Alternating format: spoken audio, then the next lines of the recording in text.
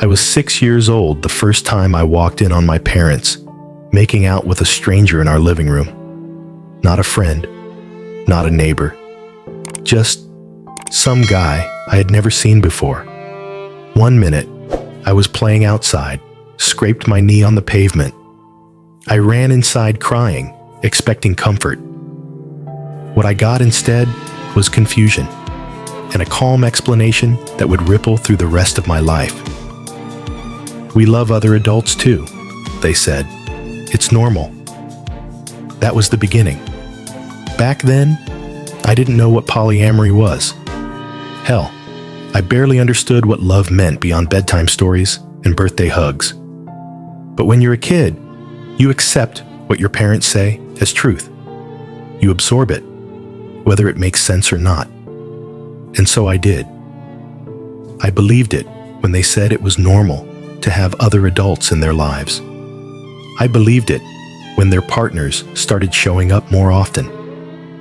Not just at night, but in the mornings, at the dinner table, on car rides, even during our so-called family outings.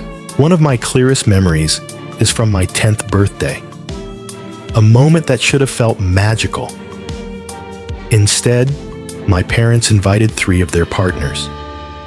One of them was a complete stranger to me. While my friends played games and laughed in the yard, my parents sat inside, drinking, laughing, cuddled up with their lovers.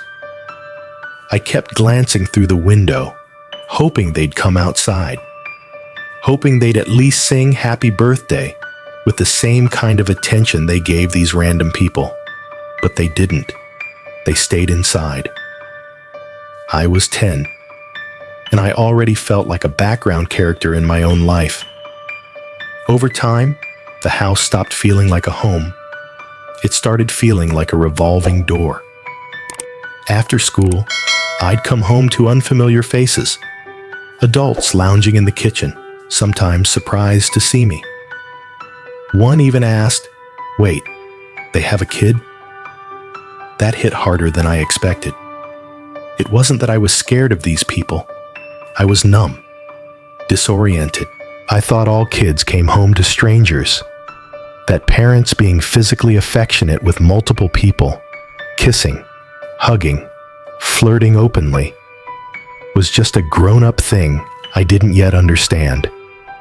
I hated it, but I didn't know how to say it. And since my parents kept telling me it was normal, I assumed the problem was me. By the time I turned 17, I moved out. Quietly. No dramatic escape. Just silence. I thought that closing the door behind me would also close the door on the chaos I grew up with. It didn't. Years passed. Then, about a year ago, I started therapy. Not specifically for this. There were other reasons. Anxiety, emotional disconnection, trust issues I couldn't quite put into words. But you know how therapy works. Childhood always finds its way into the room. One session, I mentioned that I'd never really felt close to my parents, that something always felt off. We followed the thread, and suddenly, everything unraveled. All the moments I had buried, the birthdays, the strangers, the constant background noise of not being enough, came flooding back. And for the first time in my life, I realized what I had never dared to admit. I wasn't raised in a polyamorous household. I was raised in a home where I competed for affection against a parade of people I never asked to meet. And I always lost. I carried that revelation with me like a fresh wound. Tender. Raw. I didn't know what to do with it. Until a few months ago, when I visited my parents. It started normal. Light conversation, catching up. Then they dropped a bomb. They told me they were going to be in a documentary about polyamorous families, and the producers wanted to interview their children too. They smiled at me, proud, glowing, And then my mother said something I'll never forget. "We'd love for you to tell everyone how polyamory doesn't mess kids up." My body froze. My stomach twisted. I could hear my heartbeat in my ears. I looked at them and said, as calmly as I could, "I can't do that." They blinked, confused. Why not? And that's when I broke. I told them everything, that I always felt like an afterthought, that I never had a normal childhood, that I felt like I had to fight for their attention, and that strangers always came first. I told them about my 10th birthday, about the people in our house who didn't even know I existed, about how isolated I felt while they built their loving web of relationships. And then I yelled.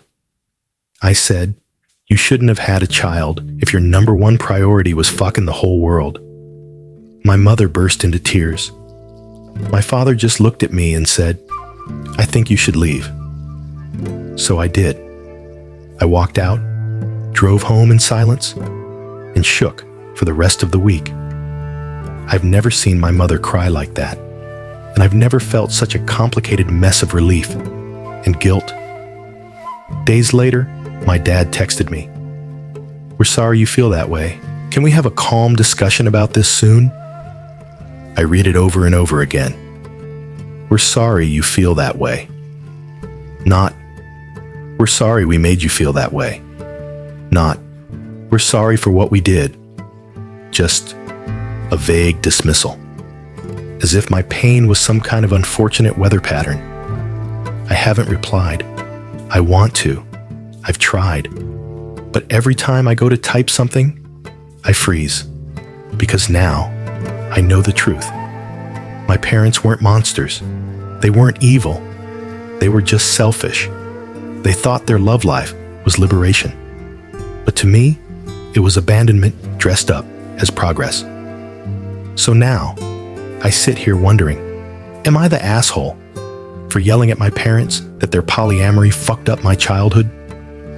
And now, a reflection from the AITA Story Vault. This one stings. Not because it's shocking, but because it's real.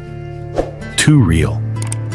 There's a narrative we all cling to, that as long as parents mean well, everything will be fine. That love, in any form, is enough.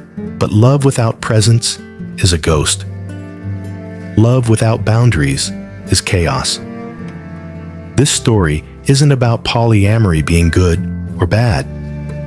It's about what happens when adults forget that their choices echo in the hearts of their children. When they chase their own freedom so loudly, they drown out the quiet needs of the kid in the next room. It's a wake-up call, not just for poly families, but for all parents. Kids don't need perfection. They need attention. They need stability. They need to know, without question, that they come first. So, what do you think? Was the outburst justified? Can emotional neglect ever be healed with a calm conversation? Drop your thoughts in the comments. And if you've ever felt like the background character in your own childhood, you're not alone.